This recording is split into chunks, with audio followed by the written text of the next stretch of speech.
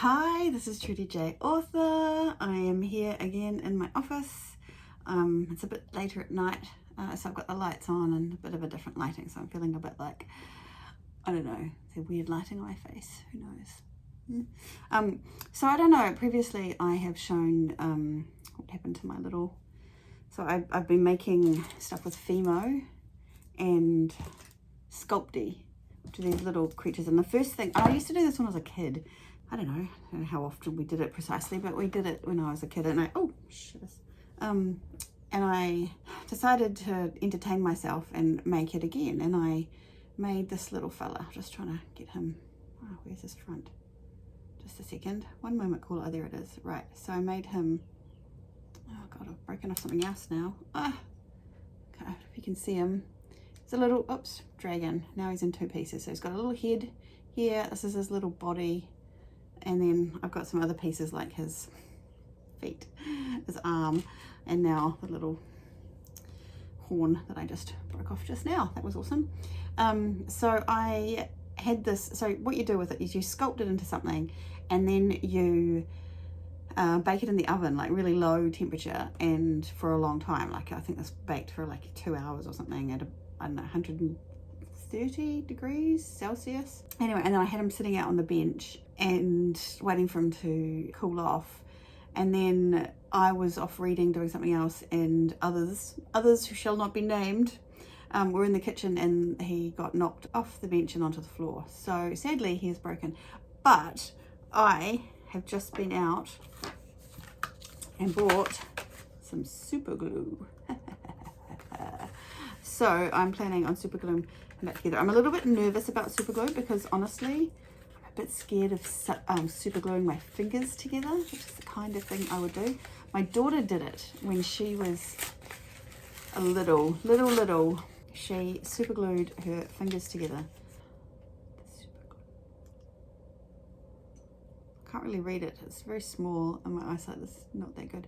The other thing that I was doing the other day when I was recording, oh, what's that? Right, was that I was making this little dragon, and then I was mostly finished, and then my daughter came along and she gave him a tail. She gave him the unicorn horn, which I'm in, and she gave him the purple around the eyes. I don't know if you can see the purple around his eyes. And the little nose. I'm not sure about that nose. But anyway, and now I think it looks like a mer-dragon unicorn. But anyway, so that's another one we've made. It's been a combined effort between myself and my daughter. So I think he's quite cute. And I am going to cook him in the oven tonight whilst I also attempt to do this. But in the meantime, I wanted to do another recording. And I don't know, I've got my list of topics here and I haven't actually decided what topic to choose. So this is very me. So I'm just going to go pick one. Secret Power of Curiosity. That's the one that I'm a little bit into intuition at the moment. Like as writers, right? Like this is my thing. It's like as writers, we're kind of often not, I don't know if it's precisely intuition, but you kind of, even if you're a plotter, you use certain things like certain words or certain word choices, sentence choices, the way you structure things, all of that, and you're kind of doing it a little bit on instinct. I mean, there's a certain amount that you can know about what you're going to do, and you can say plot, whatever, blah blah blah. But especially pantsers, you're going kind of on instinct and what comes to mind as you're writing it, and sometimes it feels like you're kind of writing like it's almost like coming out of the universe into you, into the ether, from the air around you, and then coming through your brains into your head, and that's how you figure out what to write. And I guess sometimes it's because of what we've been listening to and reading and watching and that kind of stuff, or things that have been going on in our head, in your head as a writer. Things, I mean, it can come from all sorts of places, but I do think there's a certain amount of just intuition and writers are often big readers, people who've read lots, and so you've kind of picked up the tone and the style of things that you like. So all of it's kind of all coming together to create this kind of intuition. But so that's how I chose tonight's topic, because of my intuition, just because of me picking something straight off. And it was the secret power of curiosity. And I think curiosity kind of and intuition kind of working together a little bit. Like, if you are, for me, curiosity is about looking around me and seeing the things around me and being curious and interested in them. So like going out and doing things and meeting people and going to theatre productions and going to the museum and going to like external things like theatre and art and talking to people around you and being interested in people and kind of asking them questions and all that kind of thing. But it's also the power of curiosity in your reading, like the things that you're reading and the fiction and non-fiction, the television programs that you're watching, the I don't know, just anything and everything that is kind of on your mind and in your thinking. And I'm reading a book at the moment. It's an Emily Henry book. It's called something like This Big Beautiful Life. I think it's one of her latest ones. And the main character in it is she's talking about this quote. She wants to try and write the biography. I'm only like very early on, like a couple of chapters, 3 or 4 chapters in, and it's really interesting to me because the character is a journalist, and she's thinking about this quote by a well-known screenwriter, and it's something along the lines of there's three versions of a story. It's your version, my version, and the truth. And to me, I was kind of like, to me that's obvious that that's something that is the writer herself has kind of been thinking about, or well, I don't know, maybe not. I just assume, this is my assumption. This is me as another writer assuming that this, like somewhere along the way she's become curious, or that has stood out to her from somewhere. And then when she was writing this journalist character, she's gone, actually, that's the kind of thing my journalist character would be thinking about, because it's the relevant kind of thought or something that they would be interested in, especially a biographer who's trying to think of, when you're doing a biography, you're thinking of how to tell the story of that particular person. And if your biography, it's not an autobiography, so you don't know necessarily what they are thinking, but you are looking for ways to tell kind of parts of that story of their life, maybe through external things as you write it, or that person's telling you stuff. And if it's a biography written by an external person, you are in some ways either A, relying on the word of that person, like what that person is telling you, for some of the internal thoughts that are going on in their heads, and you presumably would go and talk to lots of other people, and if that person was dead, then you would definitely be relying on external information and be honestly making up a lot of stuff, because how are you going to know? But she put into her book this quote and this little kind of conversation that this person was having, or not conversation, it was a thought process that she had going on in her head around something that was interesting to her, the character, but was obviously also interesting to, and she was curious or was thinking about it to the author herself. And it's a little bit meta, a little bit like one on top of the other, but I just think as a writer, you kind of have to be interested in and curious about lots of different things in the world.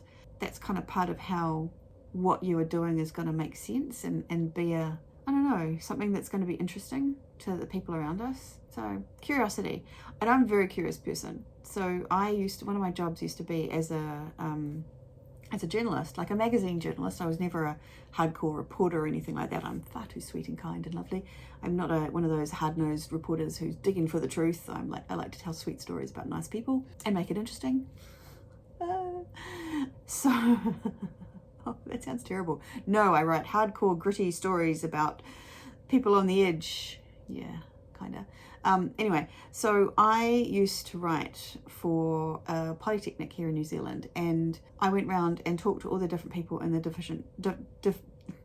different departments, and we had things like an architecture department, or nursing, or building, or film, or communications, marketing. Like, we just had all these different departments that were like, some of I'd never heard of, or not had heard of, I didn't know an awful lot about them before I went in and interviewed these people. And my role was basically to go in there and talk to someone, interview them about a particular topic, and then write the story about them. But it was kind of translating what was often jargon from their particular industry and making it into something that the layperson could understand and be really excited about as well. Because often they were doing these amazing projects, but they were kind of hidden beneath kind of the jargon language that gets used in kind of research and academia. The only way I could have done that job, I love that job. That job was amazing. I great people, really interesting people to go and interview, people, great people to work with. But the reason I loved it is because I was always found something to be enthusiastic about, and it was always something I was really interested in. Like I would sometimes I would be told, okay, we'd like you to do an article on this one thing, and I'd read it on the surface and go, wow, that sounds not that interesting. How am I, this is going to be the time that I can't make this interesting. And then I'd go and talk to the person, and I was always like, no, this is amazing. They're doing this thing that's going to be this and that and the next thing. And I always managed to find the cool thing about it. And yeah, I just loved that. And so that's why I loved that job. But I think part of the reason why I loved it so much is because I was always just really curious and interested in what they were doing and kind of figuring out how that would kind of be interesting and of use to people out in the wider world. And I guess that's what I'm also doing when I'm writing my books, is that my fiction books, is that there are definitely certain themes I've realized, and there's characters who I love and tropes that I love, but I'm often, it's come down to something that I'm curious about. Like what if there was a traveling carnival and they granted wishes, kind of like they did on that TV program Fantasy Island years ago that I watched, it's like from the 70s. What if that happened? What if wishes weren't just normal wishes and they weren't supposed to be easygoing, but it was like the thing that they would know that you needed rather than the thing that you thought on the surface that you wanted?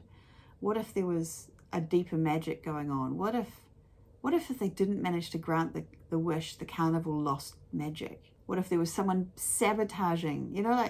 I don't know, those are all what if questions, and they're not quite the same as being curious, but it was always just a curiosity around how things work, how that might happen, how that might, who might be in that carnival, and who might be doing those things, and who might be the bad guy. And I don't know, it's a really big kind of thing where you're just asking what if questions all the time, and you're curious about human nature and curious about, I don't know, all sorts of topics. Like I learnt juggling.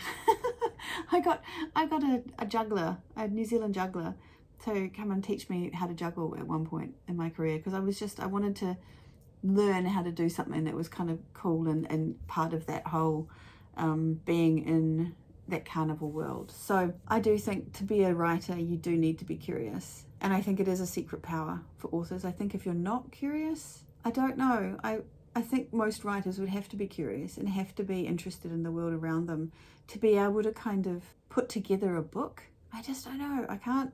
I'm sitting here talking to myself about this, but I wonder what someone else would say if there was someone here with me. Could you write a book without being curious about the world around you and how things work? I feel like the answer has to be no, but I don't know. I mean, for me, I feel like my curiosity is a big part of why I'm an author. And why I enjoy it, even why I like being an author, because it's kind of, I'm interested in the ideas and often the basic theme or kind of tropes, not the tropes so much, but the storyline around my book is usually because I've kind of been interested in something and I'm curious about how it works in some kind of area, like maybe in a carnival, or I don't know, how a demon hunter would demon hunt. Don't know. Most of my books there's a lot of made up stuff, but it's just, or wouldn't it be amazing to be a dragon and fly like a dragon? Like, how would that be? And then my current book I'm writing is a dragon rider kind of book, and it's my imagination that's kind of getting to fly free with that one and trying to imagine what it's like to be on the back of a dragon, and how would that happen, and do you just clutch on with your legs, and do they turn to jelly after a while, and from holding on so tightly. And I know I was at the gym today, and oh my god, my legs are so sore from doing a legs workout. So how do they must have to get themselves fit for it if you were a dragon rider, and it must be cold up there. Like, do they have little goggles maybe in my world? I don't know. These are the things, and it's kind of a medieval type society, so they probably couldn't.